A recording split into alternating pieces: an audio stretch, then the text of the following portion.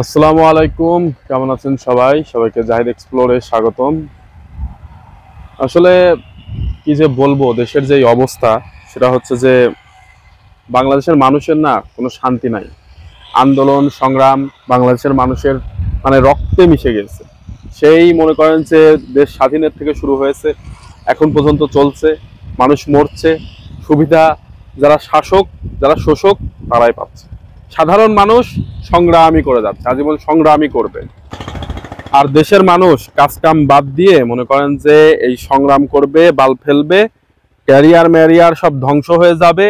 ঠিক আছে, এই যে এতগুলো মানুষ মারা গেল, দেশে নতুন করে ফ্যাসিবাদের একটা হলো, ফ্যাসিবাদ রেই নতুন করে আবার বিভিন্নভাবে প্রমোট করছে, বিভিন্ন মাধ্যমে জিনিসটাকে আবার নিয়ে আসার চেষ্টা করছে। মানে কি যে বলবো রে ভাই, মানে দেশটা পুরো জাহান্নাম হয়ে গেছে। মানুষ দেশ ছেড়ে পালাচ্ছে, না রে ভাই দেশে আর থাকবো না, ভিসা মিসা নিয়ে দেশের বাইরে জায়গা, টুরিস্ট ভিসায় হলেও জায়গা, এমন একটা অবস্থা। এক একজনের বাপের দেশ হওয়ার কারণে মনে করেন যে আপনি কিছু বলবেন বা আপনি কিছু করবেন এরকম কোনো ইন্টেনশন আপনার ভিতরে থাকবে না। আপনি শুধু মনে করবেন যে দেশটা উদ্ধার করতে হবে, উদ্ধার করে আবার আরেকজনের হাতে দিতে হবে, আরেকজন এসে বাল ফেলবে, হ্যাঁ সেটার উপরে আবার আমাদের ডিপেন্ডেন্ট থাকতে হবে যে সে আবার আমাদের কোন বালটা ছিঁড়ে দেয়। এই মনে করেন যে দেশের অবস্থা।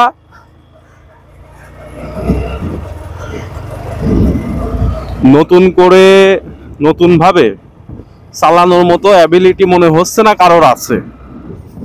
এখন এইভাবেই যদি চলতে থাকে, এটাই যদি আমাদের মানে জীবনের অংশ হয়ে থাকে, এটাই কি আমাদের জীবনের গোল, তাহলে আর কেমনে কি রে ভাই?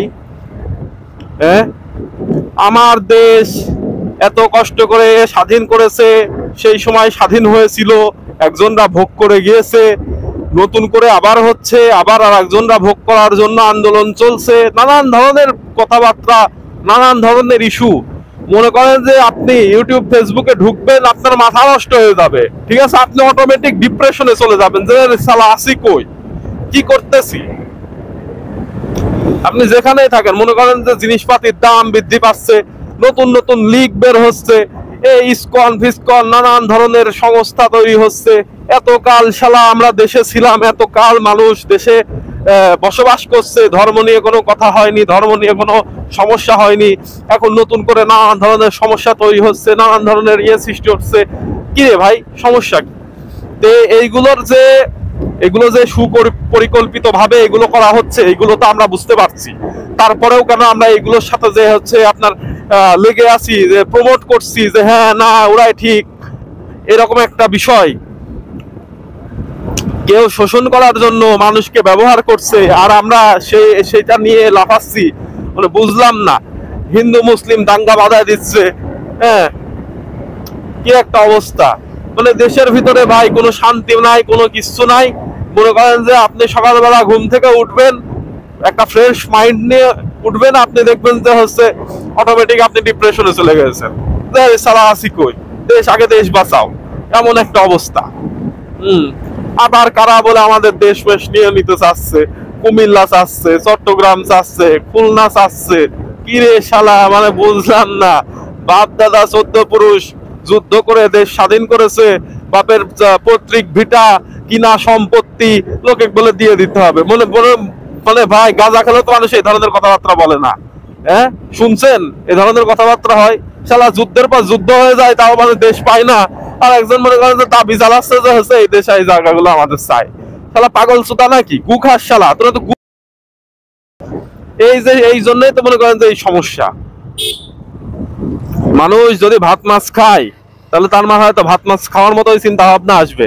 একটা স্বাধীন দেশের সার্বভৌমত্ব নষ্ট করার জন্য উস্কানিমূলক কথাবার্তা বলে, উস্কানিমূলক করে দেশের মানে কি, মানে বুঝলাম না এটা কি, মানে মগের মূল্য নাকি রে ভাই? হ্যাঁ, শালার মানে করেন যে ভাই এমনি মনে করেন যে ডিপ্রেশনে আসি, বিভিন্ন কাহিনী নিয়ে ডিপ্রেশনে আসি, তার ভিতরে শালার দেশও মনে করেন যে ডিপ্রেশনে ফেলে দিচ্ছে। বুঝতে পেরেছেন? দেশ বলে মনে করেন যে এই সমস্যা ওই সমস্যার সমাধান করে, দেশই শালা উল্টা সমস্যা দিয়ে ভরে রেখে দিয়েছে শালা। যার কারণে যার কারণে ভাই এই দেশের প্রতি মানুষের মায়া মহব্বত উঠে গেছে। ঠিক আছে, মানুষ এখন মনে করছে শালা দেশের মনে করেন তাকে প্রাণ নিয়ে পালা, এমন একটা দেশ বাঁচাবো না নিজের জীবন বাঁচাবো এমন একটা অবস্থা হয়ে গেছে। আগে দেশ ছেড়ে পালায় যেতে হবে, মানে না পালানোর তো কোনো যুক্তি নাই। পালানোর অবশ্যই ইয়ে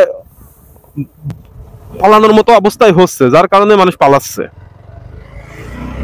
আপনি মনে করেন যে সকালবেলা ঘুম থেকে উঠেছেন, অফিস যাবেন, হাত মুখ ধুয়ে ফ্রেশ ফ্রেশ হয়েছেন, মনে করেন যে বাইরে গেছেন, গণহারে একটা চোদন খেয়ে আপনি মরে পড়ে আছেন, এমন একটা অবস্থা। হ্যাঁ, কোন দিক থেকে কারা যে শালা আন্দোলন করতে বের হয়ে পড়ছে, কিসের ভিতরে কি হচ্ছে কিছুই আপনি বুঝতে পারবেন না। মনে করেন যে আপনার দিকে সন্দেহ হচ্ছে, আপনাকে কোপায় কেটে ফেলেছে, আপনাকে জবাই দিয়ে দিয়েছে, আপনি মনে করেন যে জায়গায় শহীদ। এবার আপনাকে নিয়ে মনে করেন রাজনীতি হচ্ছে। হ্যাঁ, আপনি মনে করেন যে রাজনীতির কোনো জানেন না, কোনোদিন কোনো পলিটিশিয়ান নেতা অথবা কোনো পার্টি অফিসারের মুখও পাশ দিয়েও যান নাই, মনে করেন যে আপনার অমুক জায়গার অমুক বানায় দিয়ে ওই মনে করেন যে তমকের ভিতর ঢুকাই দিবে, এমন একটা অবস্থা। এই হচ্ছে মনে করেন যে বাংলাদেশের অবস্থা। দেশ বেশ ছেড়ে পালাতে হবে রে ভাই, দেশে আর তাকাই যাবে না।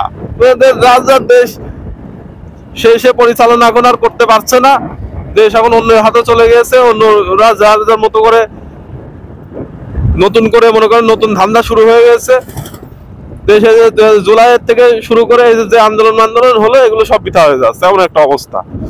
শালা মানুষ কয়বার মরবে, কত মানুষ মরলো, আবার নতুন করে মানুষ মরবে নাকি? মানুষ এবার পালাবে রে ভাই, পালাবে। এই হচ্ছে অবস্থা, কি আর বলবো ভাই। মনে করেন তো কোনো রকমের কোনো মেন্টালি যেই মানুষের রিফ্রেশমেন্ট, সেই জিনিসটা একদমই থাকে না। এইসব দেখলে মানুষের কোনো রিফ্রেশমেন্ট থাকে না, মানুষেরা ডিপ্রেসড হয়ে যায়, অটো ডিপ্রেশমেন্টে চলে যাবে। যাই হোক, ভুল ত্রুটি ক্ষমাসুলভ দৃষ্টিতে দেখবেন আর আপনাদের মতামত জানাবেন। আর এটা ভুল কি, এই তো চলছে। ঠিক আছে, আল্লাহ হাফেজ, সবাইকে ধন্যবাদ।